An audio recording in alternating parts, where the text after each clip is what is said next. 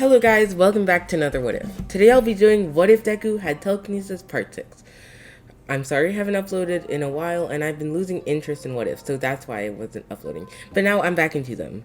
Before we start, I'd like to point out a few things. For my Black Clover What If, I'd like to know what Magic Knight squad asks to join. It's nearing the time when he will join the Magic Knights, and I'll be able to make a story out of any squad. I don't want him joining the Flat Bulls because that would make everything too repetitive. Can you guys request some channel name for me, because I'm no longer only going to focus on My Hero Academia what ifs. So please suggest what if ideas. Tell me in the comments if you guys would like to see a Naruto what if by me. This video will most likely be short because the script is short, but next video I'll make it as long as possible. And that's all I have to say, so let's get started. So let's start with the what if. We don't talk about that voice crack. So, Izuku and Momo arrived at school and went to homeroom class, and it is currently 12:05 p.m. So, for today's basic hero training, it turned to a field trip. All Might, me, and one other person will be guiding you to the USJ, Aizawa says. It's turn to? Does that mean a special lesson? Izuku thinks to himself. I'm glad all of your parents have signed the form, because this lesson will be quite important for any of you to miss out on. Excuse me, what will we be doing? Sero asked while raising his hand. Aizawa then pulled out a small card from his pocket with the word rescue engraved on it. It's rescue training, Aizawa says with no emotion. The class gasped, but then that quickly turned into smiles and smirks as they are excited for the rescue training. Rescue training? Interesting, Izuku thinks to himself. A small time skip. Class 1A then arrives at the back of school. All students are done changing into their heroes' costumes or their PE uniforms and are ready to enter the bus. Ida blows a whistle. Class 1A, gather round. Form two lines via your student numbers. Ida's going full throttle, Izuku thinks to himself while sweat dropping. And another small time skip. Izuku is sitting down with Asui and Sato beside him. I say whatever is on my mind, Asui says, starting up a conversation. The students near her look at her and he says, Midoriya, do you have two quirks?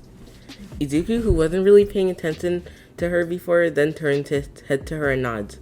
Yeah, what about it? Well, your strength quirk is a bit similar to All Might, Sue says.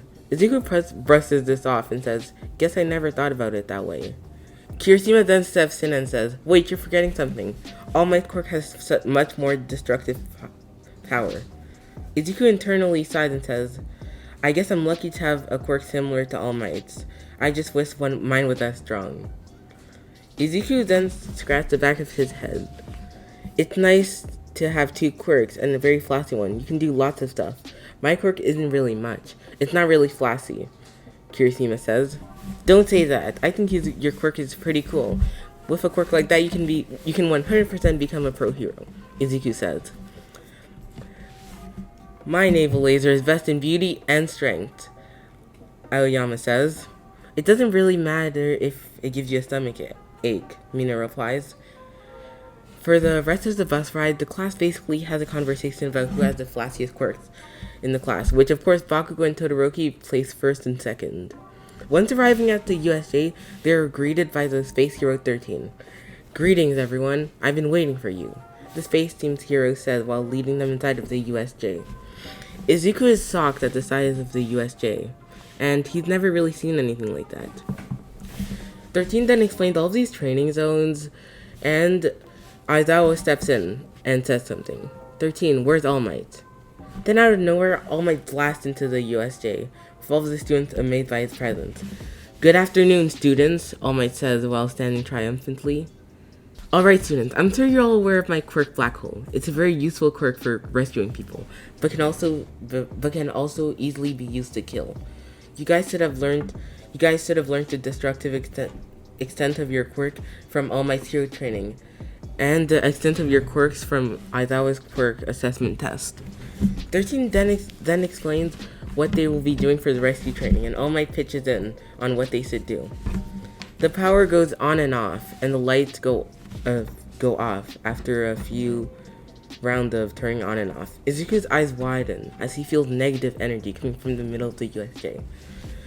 The sprinkler then turns on and off as a large purple portal appears. Izuku then jumps off of the platform and swung his hands in a slashing motion as a large slash of sand appeared from the ground and started heading toward the portal. This was reinforced by Izuku's telekinesis quirk, and it blew the portal back a bit, but not dealing too much. All Might and Aizawa then realized what was going on, so they decided to help, as they charged toward the villains that were flowing out of the portal in waves.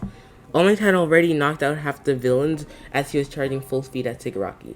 All Might missed, but Shigaraki grazed All Might, which caused All Might's shoulders to start decaying. Aizawa sees this, so he activates his quirk while looking at Shigaraki, canceling the decay. So, All Might is about to hit Shigaraki with another big punch, but Kurogiri makes a portal, causing All Might to hit himself. The villains didn't get to introduce themselves as the League of Villains because the heroes rushed into action. Kurogiri then warps all of the students away. Well, most of the students away, and Izuku is stranded in a shipwreck with Mineta and Suyu. I don't have time to waste on these measly villains, Izuku says with an angered look on his face. He's worried about Momo. He then swings his hand in an upward rotation, causing the water to stream upward, and a few villains are caught in it. He then forced his hand down, causing the villains to get struck into the water. You can hear bones cracking very loudly, as Izuku had just finished his attack. Mineta and Suyu look at him in fear. Izuku realizes what he has done and clears his throat and says, "Sorry about that. I'm worried about a specific someone." He then does a swirling motion with his finger, causing a whirlpool to form. He then asks Mineta to use his pop-off quirk, which he does, and traps all of the villains. Izuku is kind of exhausted because he used his quirk to move a large amount of water. So Suyu then uses her tongue and long jumping in order to get them to soar. As soon as they arrive, Izuku uses telekinesis on himself and starts floating towards the snowstorm zone, as that was the closest to where he was. Izuku was hoping Momo would be there so he could rescue her, but little did they know she wasn't. Izuku had defeated every villain in that area and met up with Tokoyami and Koda, but they had no idea where Momo was.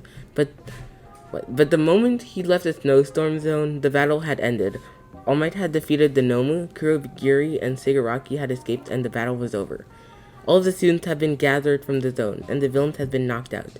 As soon as Izuku saw Momo, he really wanted to hug her but couldn't, as that would draw a lot of attention to them. He also breathed a sigh of relief. "Thank you for being safe, Momo," Izuku thought to himself. And that's where I'll be ending the what if. Yes, it was short, and I'm sorry, but next time the video will be longer. Leave any suggestions in the comments and a different channel name I should have, and goodbye.